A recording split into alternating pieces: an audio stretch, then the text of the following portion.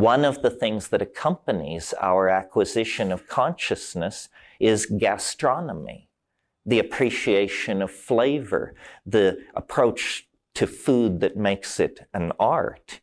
Animals don't do this. They're just trying to get enough protein to keep the old engines running. The notion of flavoring is counterintuitive to animals. And flavoring's probably in part a mutagenic influence to our diet.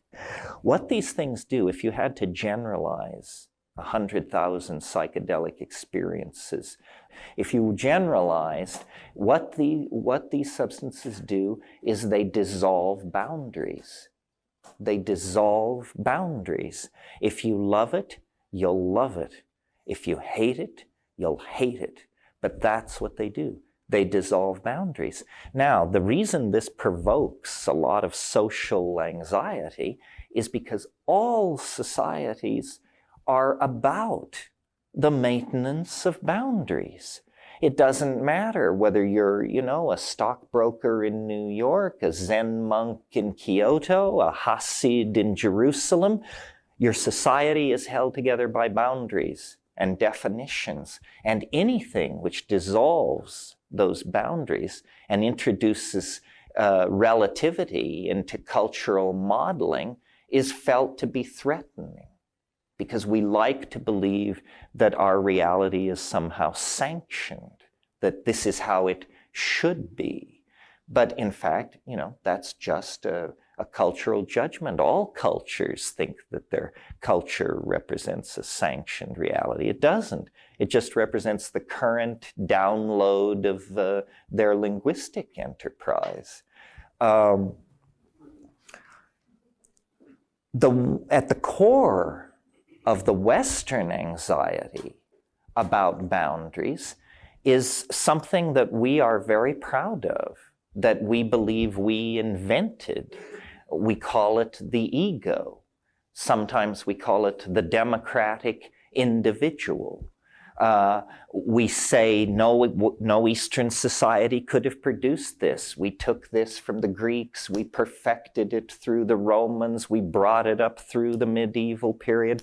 John Locke and Thomas Hobbes and all those folks fixed it up for us in the 18th century. Thomas Jefferson ironed out the wrinkles. And modern America is the shining example of what you can do if you empower the ego, the citizen, the individual. We want nothing of tribalism, still less of collectivism, and God forbid, nothing whatsoever to do with communism. See, all these things set us going. But in fact, the ego is appropriate only to a certain point. I mean, yes, we need egos, so that when you take someone to dinner at a reasonable restaurant, you place food in your mouth, not their mouth. This is what the ego is for. It tells you who pays. But in fact, what the ego is the return to consciousness of this psychic structure related to the patterns of dominance. And the way I think of the ego is it's like a cyst or a calcareous growth or a tumor that gets going in the personality. And if not treated, it becomes chronic. And then there is no cure. There can only be, a certain amount of maintenance and medication of it. But it's incurable, except unless we resort to not only non-prescription drugs, but drugs currently illegal. In other words, the psychedelics, through this boundary dissolving function, dissolve that boundary as well.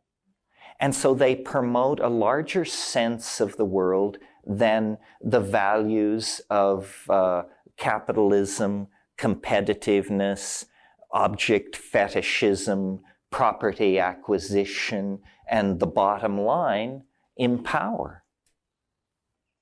Well, So where do we go, and what do psychedelics have to say about that? Well, I believe that psychedelics show us something which capitalist, consumer, fetish-oriented society doesn't want us to know. What psychedelics show us is the incredible richness of our minds.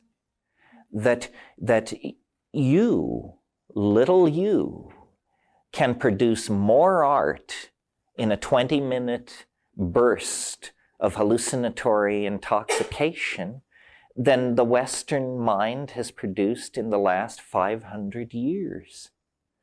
Our socially created space is incredibly impoverished.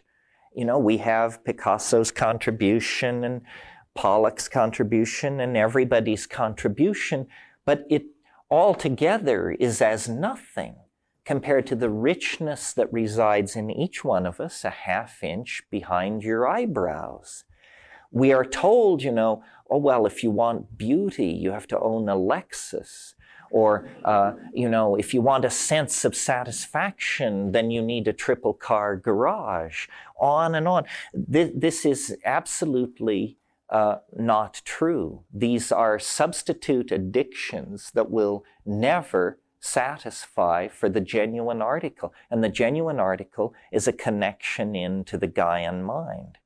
Well, I don't believe or expect for a moment that ever again, naked, tattooed, and joyous, we will herd our cattle across the grasslands of Africa. I mean, there are 6 million of us. That chance has been blown. But what can we do to ameliorate our situation? Well, the choice is to be made on an individual level by each and every one of us. I don't advocate a mass outbreak of psychedelic use. I think these things are a private matter. They are the only thing comparable to them in our human experience is our sexuality. And that's a private matter. How we define it, how we express it, how we act it out, who we do it with, what we think about it, and what we choose to say in public about it is all in our hands. It doesn't take too much intelligence to realize that it is the absence of consciousness that is causing our flirtation with extinction and planetary disaster. If there is any way to raise consciousness, diet, drug, machine, sexual practice, mantra, yantra, whatever it is, we should be furiously exploring and applying it. Because if we should fumble the ball, if we should actually, where our ancestors over thousands of generations did not fail, if we are to fail, the magnitude of the tragedy will be immense, because failure is not inevitable. It is not inevitable that we should fail. There are ideas, personalities, technologies available right now, which, if honestly explored and implemented, could rescue the human enterprise from the disgrace that hovers over us. We don't want this to end in a toxified garbage pit ruled by Nazis, which is, you know, the way we may well be headed. The Gaian mind has always been there. Nature originally, through the plants and shamanism, provided the tools for us to access this incredible natural database.